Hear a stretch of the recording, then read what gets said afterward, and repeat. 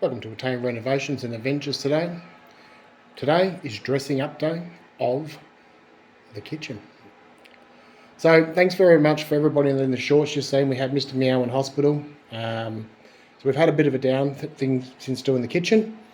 But we're doing a little video today on how to dress up beautiful kitchen to make it look like a farmhouse. Okay, so let me show you what we're going to do and what we're using. Pick them up with these pine strips, which we're going to cut the size. And also, it's going to get a coat of paint in the same colour from Bianco Shabby chalk paint. Now, I highly recommend this product. It's not a paid promotion, but this paint here will give you that beautiful effect like that. So hopefully in the next couple of days, you'll see the transformation from this to this. So let's get started.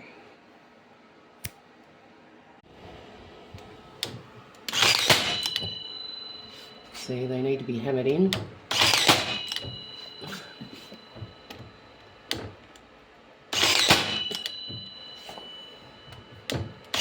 Okay, that's the first part put on of the first door.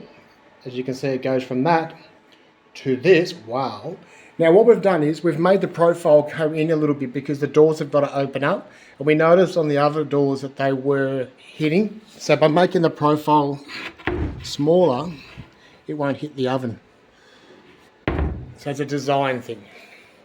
What do you think, guys? I reckon it looks really, really smart. So that is how you turn an IKEA straight off the rack kitchen, basic kitchen, into a country style kitchen. And all it requires next is the next one is Bianco Shabby. And as you can see, that's chalk paint, and that will transform it all to be uniformed. Wow. So wait for the next transformation. Like, subscribe and share, and enjoy your day.